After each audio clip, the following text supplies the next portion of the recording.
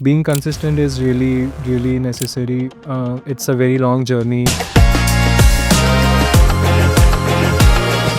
Worked as a data engineer at Paytm for almost 2 years. I had worked from home for about 2 years, more than 2 years, but we were not able to clear it entirely. So that was the first point from where I got the product management bug of not jumping directly to solutions.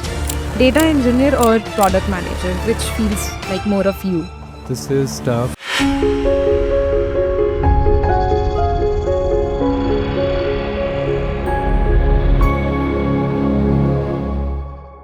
Hello, Preet. Welcome to the NextLeap Podcast. Well, I studied about your journey. You have worked as a data engineer at Paytm for almost 2 years, and now you're working as a product manager in one of the retail industries. Well, that is a very big switch, and I'm really excited to know how this switch happened. But before we dive into that, let us quickly do a rapid fire round to just ease things up, Sure. and we'll get started with that. A tech tool you can't live without. This is tough. Currently, I would say ChatGPT. But if I were to say another management tool, I think it would be Jira.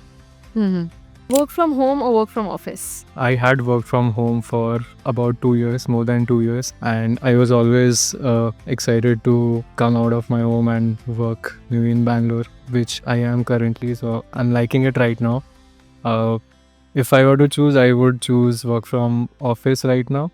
And mentally, I'm at that stage where I want to interact with a lot of people right now, and that just really gets me going. So yeah, work from office for now. Okay, so you're a coffee person or a chai person? I am a chai person. I can drink any amount of chai in a day.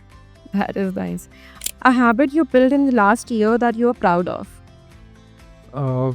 I have tried to be consistent in my routine. So be it concentrating on fitness or be it waking up early.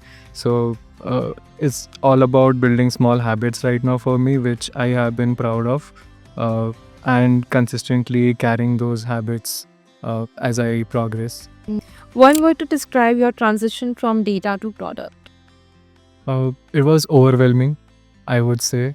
I think no 2 days were the same, even now. So overwhelming would be the right word. All right. So if you could shadow any CEO for a week, who would it be? This is a tough one. Not really thought about that. But I would really like to be. I am very inspired by Ratan Tata. So if I were to shadow him for maybe a day or two, I would be honored to do that. That is a nice answer. Data engineer or product manager, which feels like more of you? Definitely product manager. So it's good that I am able to realize that now, that this is the right thing for me. So definitely product management. Okay, so as you mentioned about product management, how was that, like how that switch happened? What pulled you from data into product? Like if you could just tell us a short story about that. While I was a data engineer at Paytm, uh, I had clearly defined tasks of what I need to do.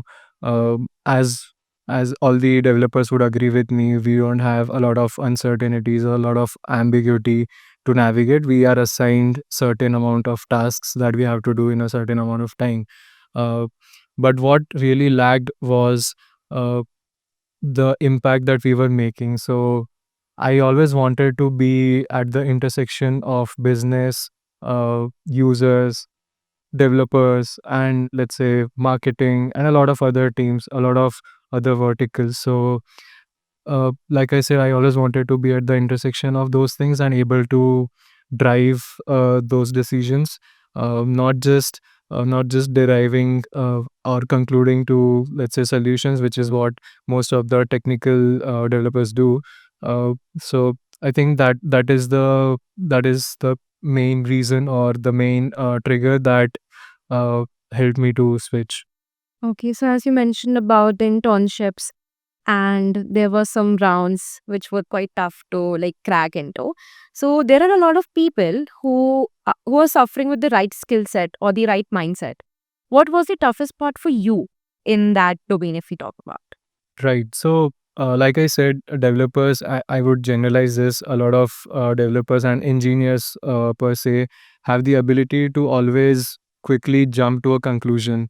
They are very technically sound, and even I was. So, whenever a problem came, we were always quick enough to jump to solutions, not even think about, let's say, other things. So, I think that is the biggest mindset change that I specifically had to make, was to control myself of not jumping directly to solutions. Rather, I also want to assess like what kind of a situation we are currently at. So, for example, if you are in a early stage startup, there could be a lot of constraints. There could be budget constraints. There could be resources constraints. There could be a lot of constraints. So, actually, within those constraints, how do you find the optimal solution for now? Is what the change I had to make uh, in order to acquire the right mindset. Yeah, so that was more of the mindset thing. Right. So can we just talk about the right skill or one of the underrated skill that you learned as a data engineer and now it is helping you as a product manager? I think uh, so. If you are into technical product management, a really underrated skill is the understanding of systems. How do systems work? How are systems designed? Why are they designed in a certain way? So while I was in my previous company, I always tried to understand how are things built, why have we designed those in a certain manner, and having those understanding actually helps because you can sit in the same room with a developer and you can have a meaningful conversation around what is the right solution, what is the optimal solution, rather than the developer being you know all over you and explaining that this is the right solution that you have to go with. Yeah. And this actually happens a lot. So I think if you are coming from that sort of background, I would say gather the technical knowledge as soon as you can and as much as you can. It will really help you in your future roles. So you have been with NextLeap for 3 months. Right. How did NextLeap Fellowship Program help you in this transition journey, and how did it help you transform from a data engineer into a product manager as a whole? So while I was in Paytm, I always like I told, I always wanted to transition into this role. I tried to switch internally. I also tried pursuing an MBA, which I quit after some time. But then I finally came across a couple of my friends mentioning about this fellowship that they also did and had very good results. So they told me that you can just try this out once, and I was like, I'm not a lot of things are not happening right now, anyways. So let me just try this out. Let me just see how this goes.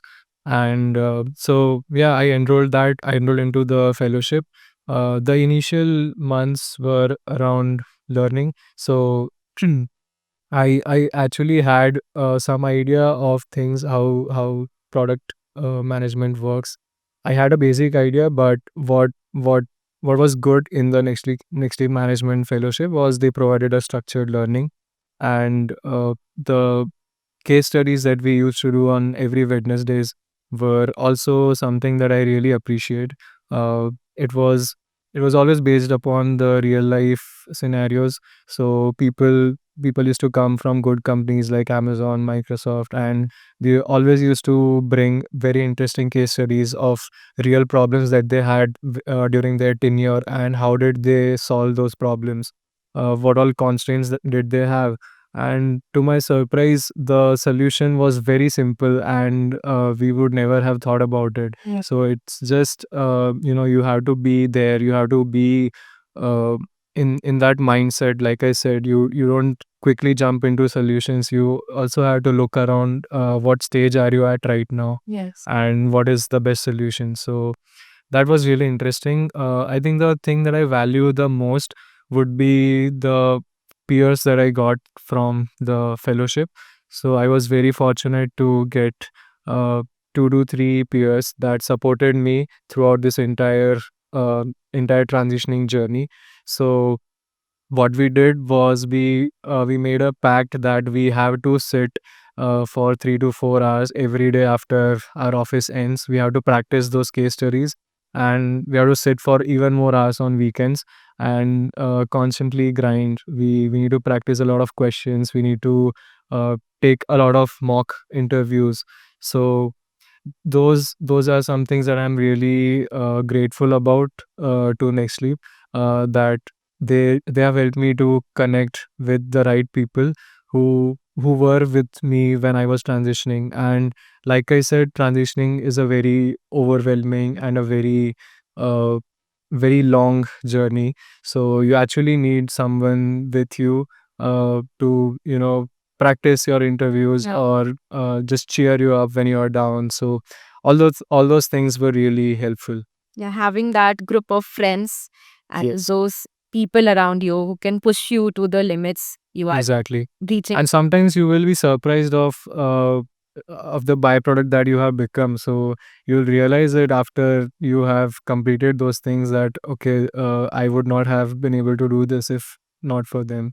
So that is one thing that I'm really grateful about, that they have helped me connect with a lot of good peers, which helped me to transition. Okay, that was a sweet and nice transition journey. I would like to ask one question. Like, you did the fellowship program and you learned a lot, you get good fellows and all. But how did you land into your first PM role? Like, did you reach out to people? Did you cold email them? What was the exact procedure to getting your first job as a product manager? So I think it's a mix of all. So I was trying to cold email a lot.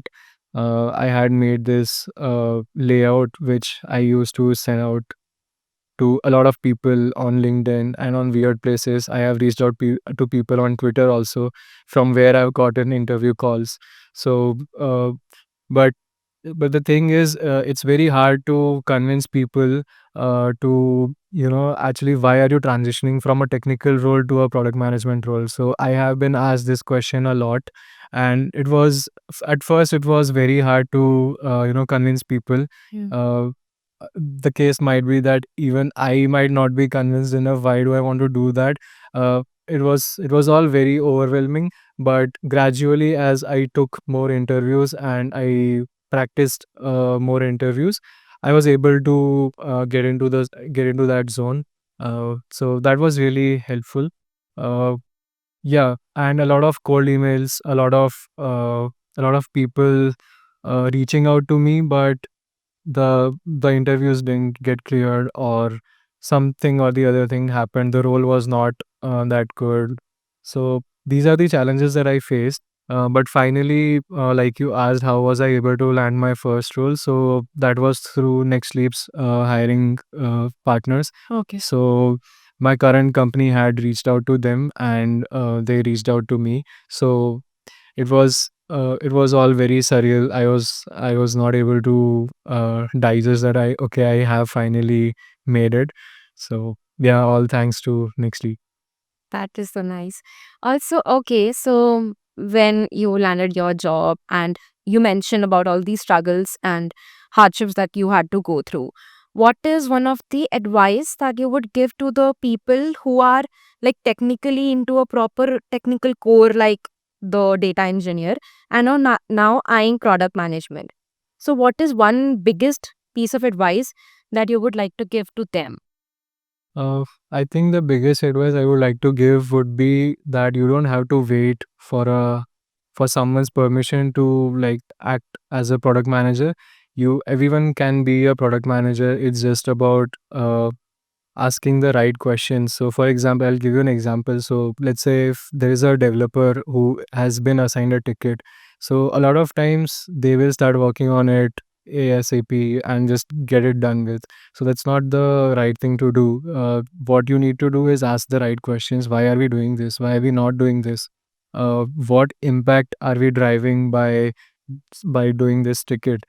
Is it a part of a bigger picture? If yes, then I would want to be a part of that. Yes. So I think uh, when you try to understand how these things are affecting the how small tickets, how small decisions, how small solutions that you actually ship out are affecting the business, it would be a very nice journey to be in, and everything would make sense. Like it's like everything would fall into the right places. You would really know that this is why I am doing, and this is the impact that I am driving. So I think that is the one piece of advice I would like to give. Okay. One question that just came to my mind is, how satisfied are you with the current role that you're doing and in the company you are in? Uh, so I will compare my previous job and the current one. So, like I said, the previous one had clearly defined set of goals. I was assigned some things. I had to work on those. Currently, how the current role is there are a lot of uncertainties, a lot of ambiguities, a lot of things that needs proper navigation, clarities to be driven from different stakeholders. So that is something that gets a bit messy, and that is exactly the kind of mess that I have signed up for. And even when I was in my previous role, I was attracted to that kind of intersection where I'm able to communicate between a lot of people, with a lot of people. So yeah, I think that summarizes it. It's a lot of ambiguity, a lot of uncertainties, and at times you don't know what to do, and that is what your job is, to bring clarity to yourself and to developers and to other people in your team. So yeah, really exciting. That is nice. I think one thing that I've learned with this communication and this conversation between us is to be consistent Yeah. in whatever you are doing right now. Just be consistent and eyeing for a better goal. Right. Wherever we are eyeing towards, we should be very clear and straightforward and work hard towards Right. getting that. Yeah, so like you said, being consistent. So I had personally observed this from my NextLeap experience, and the months after I completed the fellowship, that a lot of people do start with a heavy dose of excitement and a motivation that they have initially, and that just doses off gradually as the fellowship ends. Yeah. So that's why having a community or having a group of people really helps you, because even when you're not feeling uh, to work, they would always be there to motivate you, and you would always be there to motivate them, and you just work together even when the days are not yours. So being consistent is really really necessary. It's a very long journey, like I said, and it really gets overwhelming at some point. So being with someone that helps you achieve your goals is really helpful. And another advice is, like you said, being consistent. So don't let your initial motivation that you had when you were joining the fellowship doze off. Keep it steady until you have achieved your goal. Okay. Yeah, that was a really good conversation, Preet. Thank you so much, Preet, for coming today and taking out time for us. Your story has been so inspiring to a lot of people. To the audience, we will be adding Preet's LinkedIn profile in the description. You can go and reach out to him directly over there. As well as, if you feel that his story can be helpful for someone, share the postcard with them.